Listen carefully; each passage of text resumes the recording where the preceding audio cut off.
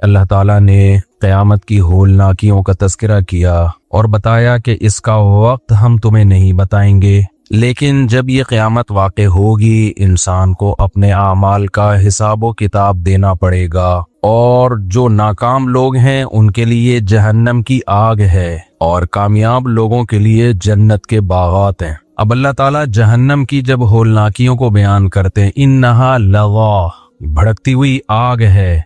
सवाल पैदा होता है, इतनी शदीद तरीन सजा, कम सजा छोटे मुजरिमों के लिए होती है, बड़ी सजा हमेशा बड़े मुजरिमों के लिए होती है। तो ये कौन से बड़े मुजरिम हैं जिनको इतनी बड़ी सजा दी जाएगी? तो अल्लाह कहते हैं, तदउ मन अदबरा व तवल्ला, ये उन लोगों को अपनी तरफ बुलाएगी जिन्होंने हमारे हुक्म से पीठ फेरी और मुंह मोड़ा। दुनिया में कोई भी किसी को बुला रहा हो ना और वो उसकी दावत को ठुकरा दे, तो सारे ठुकराने वाले को एक जैसा मुजरिम नहीं समझा जाता। ये डिपेंड करता है कि बुलाने वाला कौन है। आज जो एथियस्ट मुल्हिद लोग हैं ना, कहते नमाज नहीं पढ़ते तो अल्लाह उठा के आग में फेंक देगा। ये क्या बात हुई? बात नमाज पढ़ने या ना पढ़ने की नहीं है, बात इसकी है कि ऑर्डर देने वाला कौन है। जो जितना बड़ा होता है ना, उसके ऑर्डर की वैल्यू उतनी ज्यादा होती है। मैं बार बार मिसाल देता हूँ कि आपके किसी दोस्त ने कहा यार पानी लेके आओ, आप नहीं लेकर आए, छोटा सा जुर्म समझा जाएगा, यार दोस्ती में इतना भी ख्याल नहीं किया, गया हुआ था ना, कूलर के पास ही था, लेता आता। लेकिन जैसे जैसे ऑर्डर बढ़ता चला जाएगा, आपके बड़े भाई ने बोला यार पानी ले आओ, आपने कहा नहीं ला रहा, यहाँ थोड़ा सा मामला जज्बाती हो जाएगा, भाई को आएगा गुस्सा, ये ज्यादा बड़ा जुर्म समझा जाएगा। कोई बूढ़ा आदमी आपसे पानी मांग रहा है, यार बेटा तुम कूलर के पास ही हो, मेरे से चला नहीं जाता, पानी ले आओ, आप नहीं लेकर आ रहे। जितने लोग वहां पर होंगे आपको बुरा भला कहेंगे, यार कुछ शर्म कर, कुछ हया कर, बूढ़ा आदमी है यार। चलो उससे चला जाता भी था तो एक बुजुर्गी, एक उम्र का भी कोई तकद्दुस होता है, कोई एहतराम होता है। ऑर्डर क्या है? सिर्फ पानी। ऑर्डर देने वाले से हुक्म चेंज हो रहा है कि नहीं हो रहा, उसकी वैल्यू चेंज हो रही है कि नहीं हो रही। यही फिर आपकी माँ या आपका बाप बोले और ज्यादा इसकी वैल्यू बढ़ जाएगी। तो बात ये नहीं है कि आप किसके हुक्म को फॉलो, कौन से हुक्म को फॉलो कर रहे हो, बात यह है कि हुक्म देने वाला कौन है।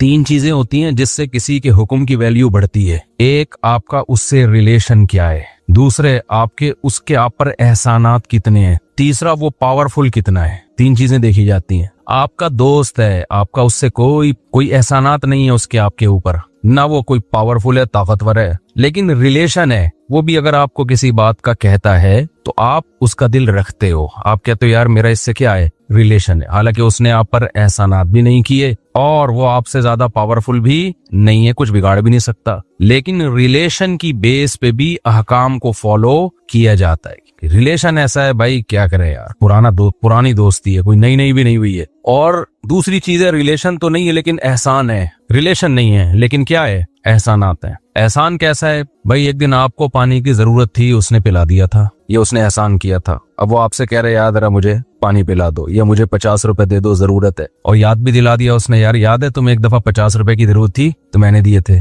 कोई रिलेशन नहीं है आपका उससे, ना कोई कुछ बिगाड़ सकता है आपका वो। कि ना आप क्या कहते हो, भाई एहसान किया था यार, तो मेरा भी फर्ज बनता है कि मैं बदला दूं, इसके ऑर्डर को मैं पूरा करूं। तीसरी चीज है ताकत और पावर। बाज दफा ना उसका एहसान ना कोई रिलेशन, लेकिन बंदा क्या होता है, पावरफुल होता है, तो आप उस पावरफुल होने की बेस पे भी उसके ऑर्डर को फॉलो करते हो। SHO साहब ने, पुलिस वाले गाड़ी रोकते हैं ना, कहते हैं डॉक्यूमेंट्स दिखाएं आप क्या दिखाते हैं उसको, डॉक्यूमेंट्स ही दिखाते हैं आप उसको। हालांकि ना कोई रिलेशन ना उसके कोई आप पर एहसानात, लेकिन आपको पता है यार नहीं दिखाए डॉक्यूमेंट्स, पावरफुल आदमी है, चालान कर देगा। तो जैसे जैसे वो ओहदा ऊपर होता चला जाएगा उसकी पावर बढ़ती चली जाएगी और उसके हुक्म की वैल्यू भी आपकी नजर में बढ़ती चली जाएगी। भाई इसने ऑर्डर दिया है, SHO साहब आपको थाने बुलाएं, कोई पुलिस वाला कान में आके कह दे SHO साहब ने बुलाया, आप बोलोगे मैं खुद बाइक में जा रहा हूँ, इससे पहले कि मोबाइल आए मुझे उठा के लेके जाए, खुद तमीज से। हाँ, भागना वहां होगा जहां आपको ये खतरा हो कि पकड़ा नहीं जाऊंगा, जहां पावर होगी वहां नहीं भागोगे आप। तो अब देखो, एक ही ऑर्डर है, रिलेशन से चेंज हो रहा है, एहसानात से चेंज हो रहा है और ताकत और कुव्वत से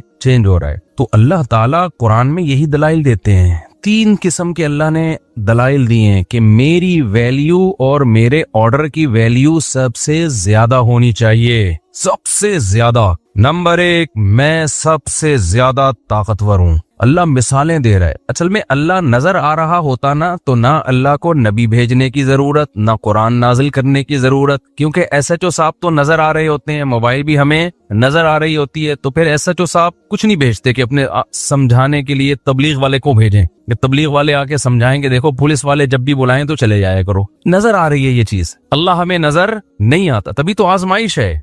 पुलिस जब किसी को बुलाएगी तो जाना या ना जाना आजमाइश नहीं है, आपके पास ना जाने का ऑप्शन ही नहीं है। ऑप्शन जब है जब आप उससे भी ज्यादा पावरफुल हो। आपको एसएचओ ने बुलाया और इत्तेफाक से आप डीएसपी निकले ठीक है, तो उसको पता नहीं था कि ये फला थाने में डीएसपी है। फिर आप बोलोगे कि तूने मुझे बुलाया ना, अब मैंने तुझे बुलाया है, तू आ जा। उसे कहते हैं लेने के देने पड़ जाना। जैसे एक आदमी ने चाकू निकाला, जो कुछ है जेब में निकाल दे, उसने जेब से पिस्टल निकाली और बोला अब तेरी जेब में जो कुछ है तू निकाल दे। तो अल्लाह ताला ने कुरान मजीद में अपनी ताकतवर होने के दलाइल दिए हैं। कहा भाई तुम्हें क्यों यकीन नहीं आता कि मैं पावरफुल हूँ? तुम मुझे नहीं देख रहे, मेरी बनाई हुई चीजों को तो देख रहे हो ना। इतनी बड़ी कायनात बना दी और क्या कमालात हैं, क्या कमालात हैं, ऐसी पावर, ऐसी ताकत। फालिकुल हब, अल्लाह कहते हैं दाने को फाड़ के, गुठलियों को फाड़ के तनावर दरख्त बना देता हूँ। अच्छा, ताकत अलग चीज है, कमालात एक अलग चीज है। बाज़ दफा इंसान में ताकत होती है, साहिब कमाल नहीं होता। वो एक बॉडी बिल्डर है, एक वेट को यूं उठा लेगा, ये कोई कमाल नहीं है। ये कहेंगे भाई वजन ज्यादा उठा लेता, ताकतवर होने की अलामत। कमाल क्या है? आपने कोई ऐसी चीज इजाद कर ली जो इंसानी अकल उससे आजिज आ गई। ताकत तो ये है कि आपने 20-50 किलो का बट्टा उठा लिया। कमाल क्या है? एक छोटी सी सुई में सुराख करके दिखा दिया आपने, है भाई। बॉडी बिल्डर ये काम कर सकता है, बल्कि छोटी सी सुई बना भी नहीं सकता। जितनी मशीनें बन चुकी हैं इस वक्त, जितनी चीजें इजादात हो रही हैं, सब साइंसदानों के कमालात है ना। मगर ये तमाम कमालात को आप एक तरफ रखें और अल्लाह ने जो चीजें बनाई हैं, अल्लाह कहते हैं हादा खल्कुल्लाह फअरूनी मादा खलक़ल्लज़ीना मिन दूनी। अल्लाह एक एक चीजों को बयान करता है कुरान में और फिर कहता है ये मेरी प्रोडक्ट है, बताओ मेरे अलावा ने कोई एक ऐसी प्रोडक्ट बना के दिखाइयो, कोई एक दिखाइयो। आप क्या समझते हैं हवाई जहाज कितनी पेचीदा मशीन है? नेट पे सर्च करें, मैं तो देखता हूँ ऐसी वीडियोस, बड़ा मजा आता है। जब जहाज इजाद हो रहे थे ये तजर्बे, फिर जहाज की मशीनरी बड़ी पेचीदा होती है, तभी उसके जो इंजीनियर होते हैं उनकी तनख्वाहें ठीक ठाक होती हैं। जहाज में ऐसा नहीं होता कि पलक में कचरा आ गया, गाड़ियों में तो होता है ना, पलक में कचरा आ गया, धक्का लगाओ चलो वही वहां तक। जहाज में ये बहुत पेचीदा सेंसिटिव आलात लगे होते हैं, क्योंकि वहां ऐसा नहीं होता कि जी वहां थोड़ा सा झटका आया ना तो बस सबकी आंतें और गुर्दे फेफड़े निकले हुए होंगे। बहुत ही ऑटोमेटिक एक सेंसिटिव किस्म का सिस्टम होता है जहाज में। बड़ा कमाल है जिन साइंसदानों ने, जिन इंजीनियर्स ने ये चीजें बनाई हैं। अल्लाह मिसाल देता है मक्खी और मच्छर की। आपने इतने बड़े बड़े जहाज बना दिए जिन्हें उड़ाने के लिए इतना ईंधन चाहिए, जो चलते हैं तो ब्रेक नहीं है उनकी, जिस स्पीड से चल रहे हैं तो चल रहे हैं। जहाज में ऐसा नहीं होता चल भाई इधर से यूं घुमा के यूं ले आ, चल भाई इधर से यूं घुमा के यूं ले जा, थोड़ा नीचे कर, खाला का घर आ रहा है वहीं उतार दे मुझे। अल्लाह ताला ने जो जहाज बनाए जिनको परिंदे कहा जाता है, ये जहाज किसी पायलट के मोहताज नहीं है। इनका पायलट कहाँ होता है? जहाज के अंदर एक छोटा सा दिमाग है जो उस जहाज को उड़ाएगा। हेडलाइट लगी हुई आंखों की शक्ल में। अवलम यरौ इला तयरी फौकहुम साफ़ातिन व यक़बिज़न। अल्लाह कहते हैं इन परिंदों की तरफ नहीं देखते जो अपने परों को फैलाते हैं और हवा में ही सुकेड़ भी लेते हैं। कैसे स्पीड को मैनेज करते हैं। जहाजों के स्पीड को मैनेज करना आसान नहीं है, बहुत ही खुदकार किस्म के आलात, पेचीदा किस्म के आलात लगे हुए होते हैं। लेकिन अल्लाह ताला ने परिंदों को जो इनकी स्पीड है ना, वो खुद उसको मैनेज करते हैं अपने ही दिमाग से। जब परिंदे का ख्याल होता है स्पीड आहिस्ता करो, परों में ऐसा सिस्टम लगा हुआ है, वो पता नहीं क्या घुमाते हैं परों को, स्पीड खुद ब खुद क्या हो जाती है, आहिस्ता। वही पायलट फैसला करता है इधर को घूमना है, फौरन इधर को घूम जाते हैं। वही पायलट फैसला करता है, खुद जहाज ही फैसला कर रहा है कि मैंने किधर जाना है। जहाज को कितना ईंधन चाहिए वो जहाज ही बता रहा होता है कि तुझे भूख लग रही है, अब तू इतने दाने, जो भी उसको खाना है ना, जैसे समंदर के ऊपर जो परिंदे होते हैं अक्सर मछलियां खाते हैं, तो पायलट खुद बता रहा होता है। हमारे यहाँ पायलट को अलग से इंजीनियर्स आके बता रहे होते हैं कि इतना फ्यूल चाहिए हमें कराची से लाहौर जाने के लिए। जब ये परिंदे लंबे लंबे सफर करते हैं तो किस परिंदे को कितना फ्यूल चाहिए, फ्यूल भी कितना देसी और सादा रखा हुआ है, कोई पेट्रोल नहीं चाहिए उनको, वरना तो कितनी टेंशन में आ जाते वो परिंदे। पेट्रोल महंगा होने से परिंदे ही बेचारे बर्बाद हो जाते। अल्लाह ने कहा तुम्हें ईंधन वहां से मिलेगा जो चीज पूरी दुनिया में कॉमन है। समंदर की मछलियां खा लो, ये तुम्हें एनर्जी देंगी। दाना खा लो, बाजरा खा लो, और क्या क्या काम अल्लाह इन परिंदों से ले रहे हैं। मैं बड़ा हैरान होता था कि दुनिया में इतने बड़े बड़े जंगलात वजूद में कैसे आ गए, इनमें बीज किसने डाला है जाके।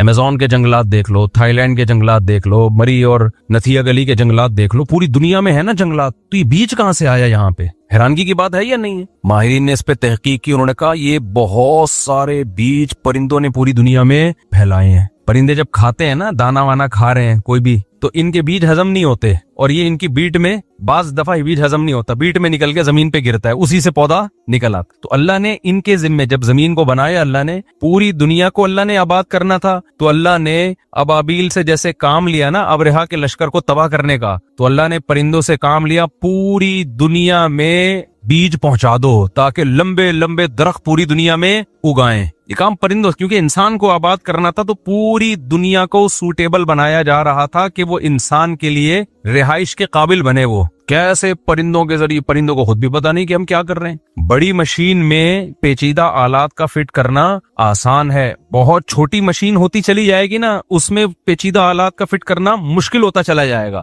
आपको पता है मशीनरी जितनी छोटी हो उतनी साइंस का कमाल है छोटी मशीन बनाना। अल्लाह मियां ने जितनी टेक्निकल किस्म की मशीनें बनाई है ना, उनका हुजम बहुत छोटा रखा है, बहुत छोटी छोटी बनाई है, काम बड़े बड़े ले रहा है अल्लाह उनसे। मिसाल के तौर पर अल्लाह ने एक ऐसा हवाई जहाज बनाया जो हवाई जहाज भी और शहद बनाता है। वो हवाई जहाज भी है और क्या है, शहद बनाता है। अब वो ट्रेवलिंग करता है तो वो ट्रिग्नोमेट्री का जो इल्म है ना, कर्व ट्रिग्नोमेट्री, वो अल्लाह ने सॉफ्टवेयर उसकी खोपड़ी में डाल दिए पहले से। वो बाय एयर ऐसे रास्तों पे शहद की मक्खी सफर करती है और वो बाय एयर भी सफर करती है और अपना रास्ता नहीं बोलती। क्या साहब, क्या कमाल कर दी। उसकी खोपड़ी इतनी सी है, इतनी मामूली सी खोपड़ी के अंदर सब कुछ है, इतनी सी। शहद की मक्खी की खोपड़ी तो देखो, इसमें सॉफ्टवेयर डाले कहां से होंगे?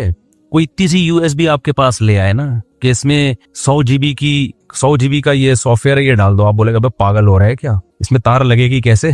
है भाई। तो शहद की मक्खी के इतनी सी खोपड़ी है जो चश्मा लगाए बगैर नजर भी नहीं आती। उस छोटी सी खोपड़ी के अंदर क्या कमालात हैं यार, क्या सॉफ्टवेयर डाल दिए हैं। औहा रब्बुका इलन नहल अनित्तखिदी मिनल जिबाली बुयूता व मिनश शजर। जहां से भी मक्खी उठा के लाओगे वो एक ही काम करना शुरू कर देगी। आप शहद की मक्खियों का जत्था लाके यहाँ छोड़ दो, सबसे पहले वो सूटेबल जगह तलाश करना शुरू कर देंगे। उनका काम, उनमें ऐसा खोपड़ी में चीजें डाल दी हैं कि आप जो मर्जी करो, उन्होंने यही करना है। जब लाके छोड़ा उनके दिमाग में बस एक ही चीज सवार है, भूत सवार है उनकी खोपड़ी में कि यार हमें कोई सूटेबल जगह मिले जहां हमने क्या बनाना है, छत्ता। वो सब मिलके यही प्रोग्राम, यही मशवरे, यही उनके, हमारे वजीर आजम नहीं बन पा रहा और वो एक दिन के अंदर अंदर पूरा प्रोग्राम उनका सेट हो जाता है। लोग तो कह रहे हैं मुफ्ती तारिक मसूद साहब को बना दो, मौका अच्छा है, अभी आप मुझे बना दो, 4 शादियां सबकी पक्की इंशाल्लाह। बेहतरीन मौका। अब ये चांस अगर मिस कर दिया ना तो हर दफा ऐसे चांस नहीं आते, ये बता रहा हूं मैं, और डंडे मार मार के, ये भी मैंने कहा था बयान में। तो इतनी सी खोपड़ी। खैर, अल्लाह ताला कहते हैं ये अल्लाह के कमालात हैं। अल्लाह कहते हैं पहाड़ों में इतनी अजीब अजीब किस्म के पहाड़ है ना, वगराबी बुसूद, सियाह पहाड़ भी आपको मिलेंगे, सफेद पहाड़ भी आपको मिलेंगे। पहाड़ों को खोदते चले जाओ, खजाने निकलते चले जाएंगे। वो नमक की कान देखी है, नमक के बड़े बड़े पहाड़, भाई ये कैसे बना? अल्लाह को पता था दुनिया आबाद होगी, इनको नमक की जरूरत होगी, तो इतने खेवड़ा की जो कान है, इतनी बड़ी। मैं तो गया हूं ना उसमें, ऊपर ट्रेनें चल रही हैं, फिर नीचे अंदर उसके नीचे, यानी इतने अपार्टमेंट हैं उस पहाड़ के ऊपर भी, पहाड़ के नीचे भी। और पता नहीं 500 साल से कहा जाता है कि नमक खोद खोद के इंसान निकाल रहा है, नमक खत्म होने का नाम नहीं ले रहा, ऐसे खोद खोद के निकाल रहे। इतना नमक के पहाड़ अल्लाह ने पैदा कर। कोयले की कानें हैं, है मिट्टी, कोयला कैसे बना दिया उसने? ठीक है, साइंसदान तो जो माहिर अर्जियात है, लॉजिक बयान करते हैं, एक्चुअली वो फिर आ जाते हैं ना, एक्चुअली हुआ ये था भाई, एक्चुअली हुआ ये था कि अल्लाह ने जब इंसान को रखने का इरादा किया तो ये ऑटोमेटिकली नहीं हुआ, ये इसके पीछे कोई है जो मैनेजमेंट कर रहा था कि इनको कोयले की भी जरूरत पड़ेगी, इनको डीजल पेट्रोल की भी जरूरत पड़ेगी, आबादी बढ़ेगी और एक दौर आएगा, मुफ्ती तारिक मसूद साहब 4 शादियों में बयान करके आबादी और बढ़ा देंगे कुरान में देख के। तो अल्लाह मियां ने पहले ही सोचा हुआ था कि जब इस बंदे के बयान होंगे और स्पीड से आबादी बढ़ेगी तो उनको खिलाने के लिए भी तो कुछ हो, तो जंगल की लकड़ियां तो खत्म पड़ जाएंगी। तो अल्लाह मियां ने डीजल और पेट्रोल के जखायर पैदा कर दिए, अल्लाह ने कोयले के जखायर पैदा कर दिए, तो पहले से पैदा। अब उसकी लॉजिक तो होगी कोई, पता नहीं करोड़ों साल में वो पत्थर जल के ऐसा हो गया या कोई लावा पिघला होगा, वो हमें तो ठीक है। हर चीज की अल्लाह जब कोई काम करता है तो उसके पहले असबाब तैयार करता है ना, तो असबाब के तहत अल्लाह ने कायनात को चलाया है। लेकिन इससे ये थोड़ी पता चलता है कि ये खुद ब खुद हो रहा है। जब आपको एक चीज का सबब नजर आ रहा है और टाइम पे एक काम हो रहा है तो ये हो नहीं रहा, किया जा रहा होता है। हर काम जब टाइम पे होता है ना इसका मतलब ये किया जा रहा है। बच्चा जब पैदा होता है माँ की छातियों में दूध आता है, इसकी एक लॉजिक है। माहिरीन कहते हैं लॉजिक है कि हार्मोन्स पैदा हो जाते हैं और फिर वो दूध वाले हार्मोन्स होते हैं। फिर भाई अभी क्यों पैदा हो रहे हैं, ये पहले क्यों नहीं पैदा हो गए हैं भाई, क्या ख्याल है? तो इसका मतलब वो होते हैं हार्मोन्स, ये खुद ब खुद नहीं हुए, ये किसी ने सिस्टम माँ के पेट में और माँ की बॉडी में ये सॉफ्टवेयर पहले से किसी ने इंस्टॉल किए हुए हैं। देखो आप कंप्यूटर में जब काम करते हो, एफ का बटन दबाते हो तो क्या लिख के आता है सामने?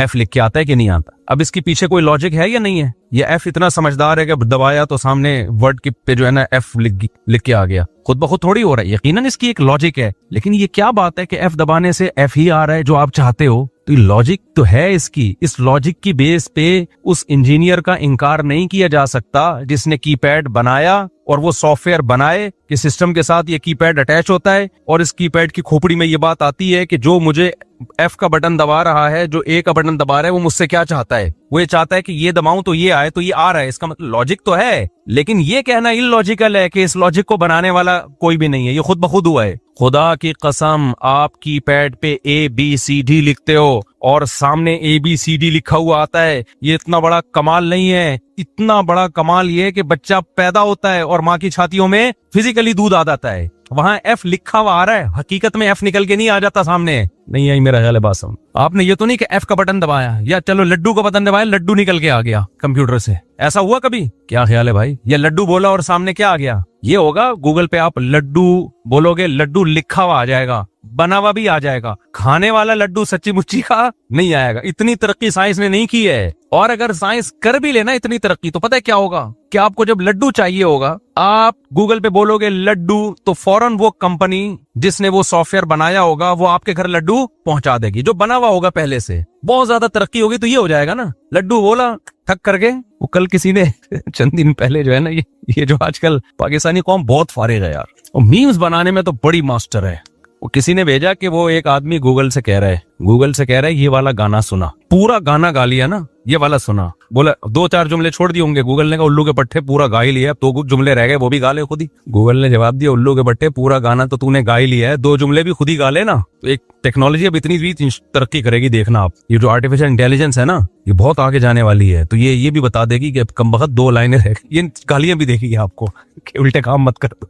तो हम सिस्टम पे एफ का बटन दबाते हैं, सामने एफ लिखा हुआ आता है, ये नहीं कि कोई एफ निकल के सामने आ जाए। हम लड्डू LADDO लिखेंगे तो लड्डू लिखा हुआ या ज्यादा गूगल पे तस्वीर लड्डू ही आ जाएगी। ऐसा नहीं होगा एग्जैक्ट उसी टाइम पे लड्डू तैयार होके कंप्यूटर से बाहर निकल के गिरना शुरू हो जाए। और अगर हो भी जाए, बिल फर्स्ट टेक्नोलॉजी इतनी एडवांस हो जाए, तो भी भाई ये खुद ब खुद नहीं है। लेकिन इधर क्या हो रहा है? बच्चा पैदा हो रहा है और दूध लिख के नहीं आ रहा मेरे भाई, समझ रहे हो? लिखा हुआ मिल्क नहीं आ रहा, ऐसे सॉफ्टवेयर माँ के बॉडी में अल्लाह ने डाल दिए हैं। इधर बच्चा आया, सच्ची मुच्ची का दूध निकल के आ गया माँ की छातियों में, आया भी वहां जहां से आना चाहिए। और बच्चा दुनिया में आया, ला तालमून शैआ, अल्लाह कहते हैं कुछ भी इल्म नहीं होता, लेकिन एक बात का इल्म होता है। ये चीज उसके दिमाग में है कि मुझे दूध कहां से, पैदा होते ही माँ की छातियों की तरफ दूध पीता बच्चा लपक रहा होता है, पैदा होते ही। क्या किसने बता दिया? वो तो माँ के पेट में था, उसे कौन सिखा रहा था भाई?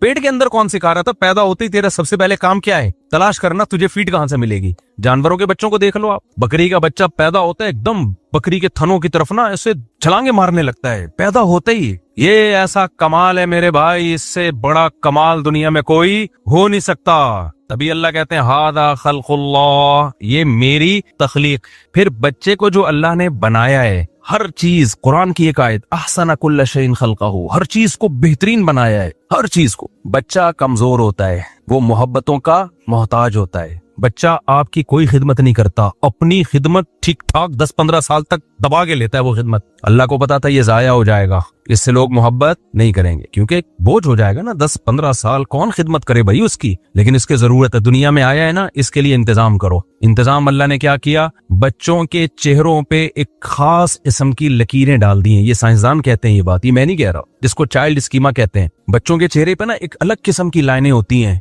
जो बड़े होके खत्म हो जाती हैं। कमाल की बात है, वो लाइनें क्या कर रही होती हैं? वो बच्चों को मासूम शो कर रही होती हैं। आपने देखा बच्चे जब देखते हैं ना, बड़ी, हम कहते हैं ना यार बड़े मासूम निगाहें हैं इसकी, कभी बच्चे पे आपको गुस्सा नहीं आता जल्दी, उसके गुस्से पे भी बल्कि उल्टा हंसी आ रही होती है, सिवाय गधों को। गधे वो होते हैं जिनको बच्चे की शरारतों पे गुस्सा आना शुरू हो जाए, इसकी अलामत होती है कि ये कौन है, और फिर वो बच्चों को कूट रहे होते हैं। बच्चा तो छोटा बच्चा तो भाई वो गुस्सा भी कर रहा है तो हंसने की बात है यार, ठीक है ना, उसको थोड़ी पता है सही क्या है। हमें तो बच्चों की उल्टी बातों पे भी हंसी आ रही होती है, गुस्से वाले कामों पे भी हंसी आ रही होती है। फिर खवातीन कहती हैं खुद पालो ना कुछ दिन, तंज करती हैं फिर नीचे कमेंट्स में, खुद पालो ना कुछ दिन तो पता चलेगा। खैर वैसे औरत की बड़ी हिम्मत होती है बच्चा पालना, ये हकीकत है, आदमी का काम नहीं है। लेकिन बहरहाल अल्लाह मियाँ ने क्या किया है, उसकी चेहरे पे कुछ लकीरें लाइनें ना पेंटिंग कर दी हैं। वो बड़े होकर वो लाइनें क्या होती हैं, खत्म, वो लाइनें चेंज हो जाती हैं। उसकी आंखों में अलग सी एक मासूमियत से डाल दी है, वो देखता है बड़ी मासूमियत से, रोता बहुत जल्दी रोता भी है। और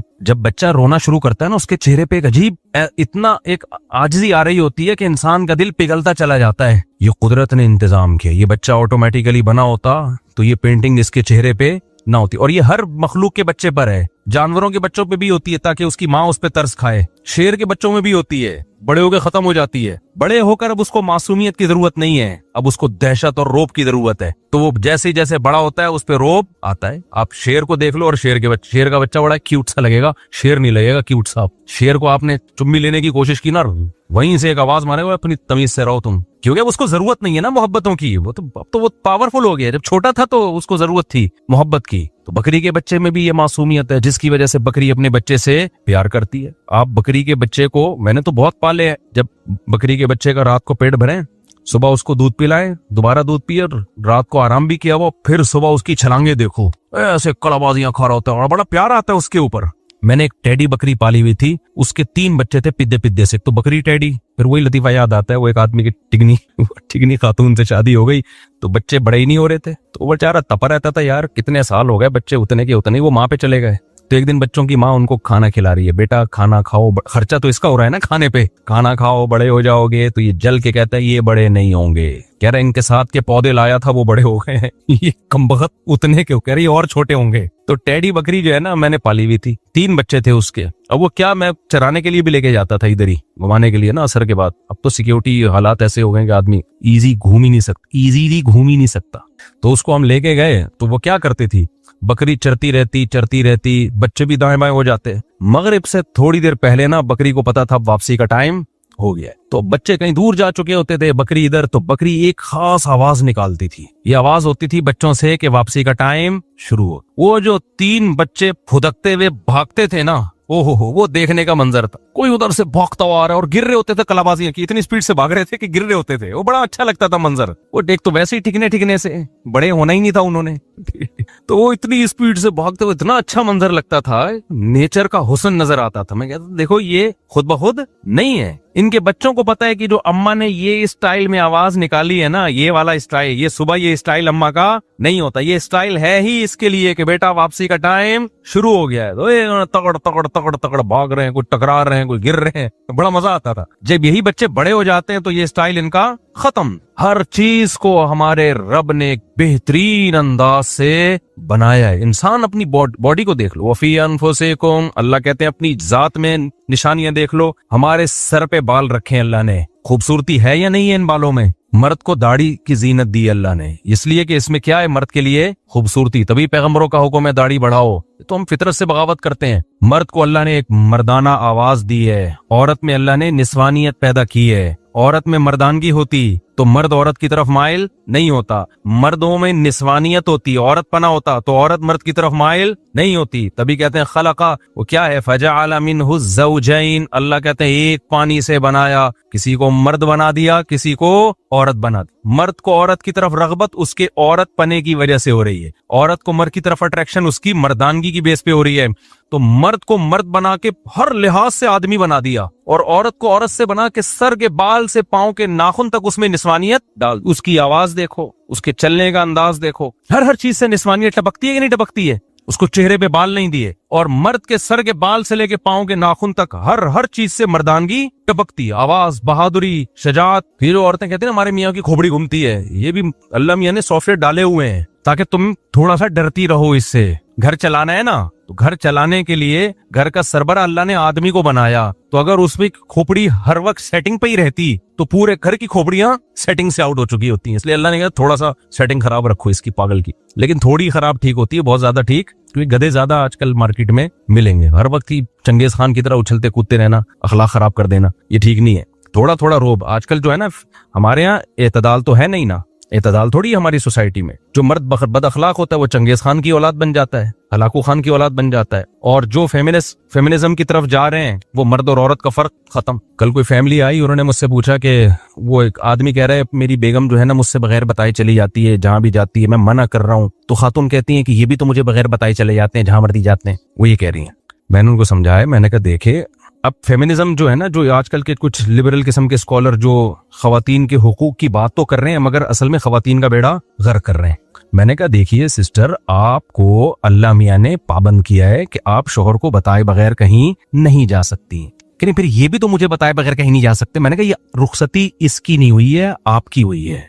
ठीक है, ये तो वैसे ही बाहर है, बाहर से पकड़ के शादी वाले दिन इसको घर में लेकर आए हैं। ये तो वैसे ही बाउंड आप हो, ये नहीं है कि नहीं फिर जुल्म नहीं है। मैंने कहा इसको अल्लाह ने किसी और तरह से बाउंड किया है। वो कह रही मर्द और औरत के तो हुकूक इस्लाम में बराबर हैं। मैंने कहा बराबर हैं, सेम नहीं है। बराबर का मतलब ताकीद में बराबर हैं, एक जैसे हुकूक नहीं है। वरना फिर एक ही जैसे हुकूक डालने होते तो उसको आदमी बनाने की और आपको औरत बनाने की जरूरत क्या थी। आजकल जो लिबरल आजकल स्कॉलर भी इसी तरह के आ रहे हैं, मजहबी स्कॉलर, वो खवातीन से फेवर लेने के लिए ना खवातीन के हक में बोलते रहते हैं। हालांकि वो उन खवातीन को नहीं पता होता ये हमारे हक में बोल तो रहे लेकिन हमारा बेड़ा गर्क कर रहे हैं ये। तो मैंने कहा भाई ये बात ये है कि अल्लाह ताला ने दोनों वलहुन्ना मिस्लुल लज़ी अलैहिन्ना बिल मारूफ, कुरान के अल्फाज है। अल्लाह कहते हैं मर्द हुकूक में कोताही करेगा इतनी ही सजा मिलेगी, औरत अगर हुकूक में कोताही करेगी तो उसको भी उतनी ही सजा मिलेगी। यानी ये नहीं हो सकता कि क़यामत में मर्द कहे कि चूंकि मैं मर्द था इसलिए मैंने हुकूक थोड़े कम अदा किए हैं तो आदमी होने की वजह से मुझे बख्श दिया जाए। अल्लाह कहते हैं ना, ऐसा नहीं है। अगर वो अपनी जिम्मेदारी पूरी नहीं करेगी तो जितनी सजा उसको मिलेगी, तुम्हें जिम्मेदारी पूरी नहीं करोगे तो तुम्हें मर्द होने का हम फेवर नहीं देंगे। लेकिन जिम्मेदारियों की नौयत क्या है, वो एक जैसी थोड़ी है, वो अलग अलग है। आजकल खवातीन ये बहुत आजाद होती जा रही हैं और मर्द भी खराब हो रहे हैं। तो वो किसी और तरह से खराब हो रहे हैं, वो किसी और तरह से खराब हो रही हैं। लेकिन खराबी को समझो तो सही कि मर्द पे क्या हुकूक हैं, जो पूरे नहीं करेगा तो गुनाहगार होगा, और औरत पे क्या हुकूक हैं जो पूरे नहीं करेगी तो दोनों के हुकूक सेम नहीं है। समझते हो कि नहीं समझते हो? तो ये बहुत हो रहा है। मर्द कहता है भाई तुम नहीं जाओ, तुम घर पे रहो, तुम्हें इजाजत नहीं है। तो जब मैं तुमसे पूछती हूँ कहाँ जा रहे हो तो तुम कैसे मुझसे पूछ रहे हो? तो वो कल जो केस आया ना, वो खातून यही कह रही हैं कि ये भी तो नहीं मुझे बताते। मैंने कहा देखें ये आदमी है, ये क्या है, ये मियाँ है, ये आपकी वाइफ नहीं है। अखलाकी तौर पर ये है कि बता दो भाई कहाँ जा रहा हूं मैं, बिला वजह क्यों घर में लड़ाइयां कर रहे हो? कुछ चर्च पीने तो हाँ चर्च पीने जा रहे हो तो फिर बता दो, फिर मुझे छपड़ में बता दो, फिर ये बताने का नहीं है।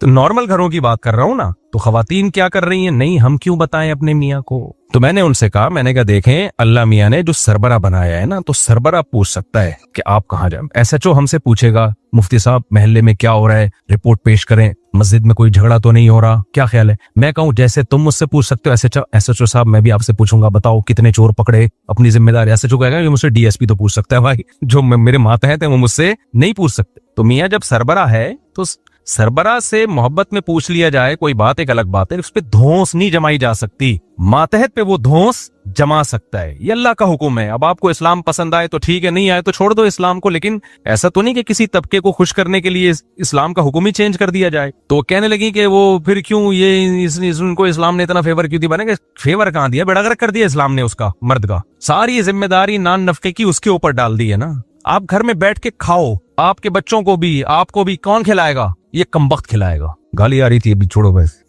ये खिलाएगा। तो अब अल्लाह ने उसको भी तो कोई राइट दिया है ना कि वो आप उसकी वजह से बाउंड तो हो ना, वो तभी खिलाएगा। वो कहेगा अगर आप भी आजाद हो, जब चाहो आप चली गई, वहां जाके बैठ गई, उधर जाके बैठ गई, तो जब दोनों सेम है तो फिर आधा आप कमाओ आधा मैं कमाऊंगा, जैसे अंग्रेज करते हैं। फिर ये नहीं बोलो कि जी आपके जिम्मे गैस बिजली का बिल है और बच्चों की तालीम है, फिर ये बातें गलत हो जाती हैं। और ये भी खूब समझ लो कि मर्द भी, औरत उसके मातहत जो होती है तो अल्लाह ने उसकी वजह कुरान में बयान की है, बिमा अनफक़ू मिन अम्वालिहिम, कि हमने मर्द के जिम्मे लगाए नान नफका उठाए। अगर मर्द ये जिम्मेदारी पूरी नहीं कर रहा तो फिर औरत पर उसकी इताअत लाजिम नहीं है। फिर ये भी एक तरफा बयान लोग सुन के धौंस जमाते हैं, बेगम रुखसती तुम्हारी हुई है, मेरी नहीं हुई है, ठीक है ना, तुम बाउंड हो, मैं थोड़ी बाउंड हो। वो इस लिहाज से वो बाउंड है कि वो आपके घर की चार दीवारी से आपकी मर्जी के बगैर नहीं निकलेगी। आप किसी और तरह से बाउंड हैं, आप इस बात के पर बाउंड हैं, पाबंद हैं कि अब उसकी सारी जिंदगी की माली जिम्मेदारी किसके जिम्मे है? वो आपके जिम्मे। तो आप जिम्मेदारी नहीं उठाते, फिर उसके जिम्मे नहीं है कि आपकी इताअत करे। और जिम्मेदारी से बेसिक जिम्मेदारियां हैं, बेसिक जिम्मेदारियां, क्योंकि बास खवातीन कहती हैं वो हमारी तो जिम्मेदारी नहीं उठा रहे, हमने उस दिन पिज्जा मंगवाया था वो नहीं ला के दिया था इन्होंने, मैंने कहा था कि आपने कोरोला रखी हुई है तो मेरे पास कम से कम एक FX हो, तो ये अच्छी बात है, दे दें बेगम को लेके, लेकिन ये नान नफके में नहीं आती ये चीजें। हाँ, अखलाकी जिम्मेदारियां होती हैं, लेकिन नान नफके में ये नहीं आता है, बेसिक नान नफका इसलिए हम कहते हैं। खैर, तो अल्लाह ताला अपने कमालात के जिसको जो बनाया, हाँ अल्लाह बाज दफा ना अपनी कुदरत दिखाने के लिए कुछ माजूर भी पैदा कर देता है, कुछ जो है वो ट्रांसजेंडर भी पैदा कर देता है। वो अल्लाह की कुदरत है, माजूर भी पैदा हो जाते हैं, बच्चा पैदा होता है, माँ की छातियों में दूध नहीं आता, वो तो बीमारी है ना, वो एक अलग चीज है। नॉर्मली ऐसा नहीं होता, जैसे बीज डालते हैं बाज दफा जल जाता है, पौधा नहीं उगता, लेकिन जब उगता है तो कौन उगाता है? ये अल्लाह का बनाया हुआ निजाम है जिससे तनावर दरख्त पैदा होते हैं।